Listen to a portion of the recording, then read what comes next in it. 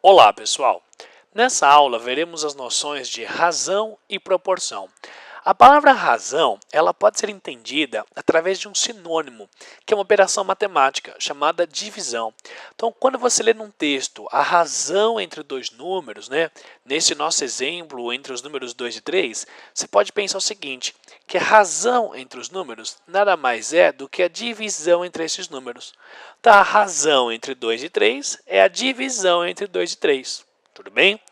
Bom, muitas vezes existem várias razões diferentes que dão o mesmo resultado. Existem várias divisões diferentes dando o mesmo resultado. Toda vez que acontecer isso, você pode pensar então na ideia de proporção. Uma proporção nada mais é do que uma razão, ou seja, uma divisão, que está dando sempre o mesmo resultado. Então, quando você lê num texto, por exemplo, que 4 e 6 são proporcionais a 2 e 3, o que significa isso? Quer dizer o seguinte, se você pega o número 4 e divide pelo número 6, a resposta é a mesma que se você pegasse o número 2 e dividisse pelo número 3. Então, a razão entre o 4 e o 6 é igual à razão entre o 2 e o 3. Tá bom? Bom, como é que você faz então para saber se os números são proporcionais ou não? Ou seja, se eles obedecem a uma proporção. Então, uma forma bastante interessante para saber se existe uma proporção entre os números é você multiplicar esses números em formato de uma cruz, em formato de um X. É o chamado produto em cruz.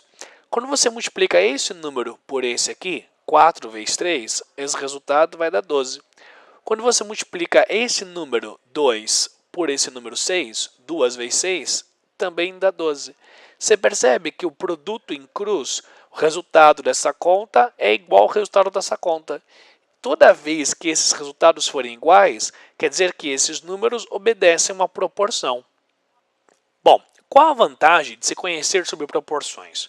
Uma das vantagens é que você consegue resolver problemas utilizando proporções, através da famosa regra de 3. Dê uma olhada nesse exemplo, que eu chamo de exemplo da vaca.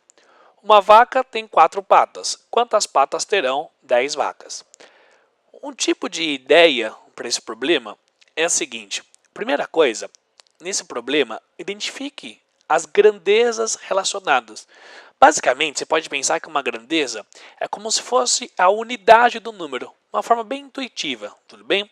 Você percebeu que nesse enunciado aparecem dois tipos de grandezas, dois tipos de informações? Um primeiro tipo está relacionado aqui, através da palavra vaca. Você percebe que existem números, e aparece a unidade desses números. Uma vaca, 10 vacas, são quantidades de vacas. Mas também aparece uma outra grandeza aqui, um segundo tipo de números, que são as patas.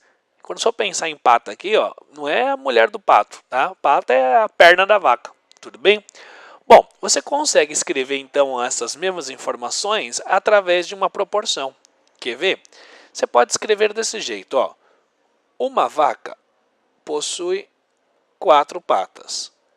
Você quer saber então quantas patas possuem 10 vacas? Então, 10 vacas vão possuir uma quantidade que vou chamar de x. X patas, tá bom? Bom, claro, quanto mais vacas, mais patas.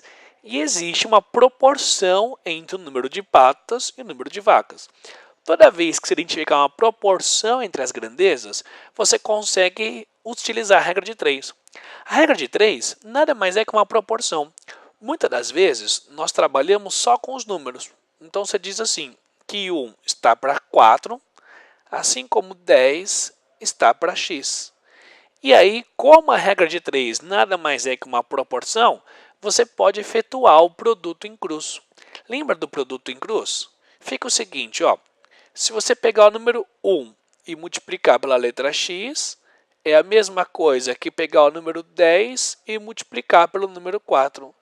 É exatamente esse produto em cruz que é a noção de proporção que nós vimos. Bom, agora é só resolver essa equação.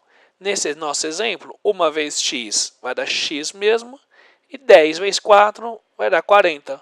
Ou seja, 10 vacas vão obter 40 patas. Tá?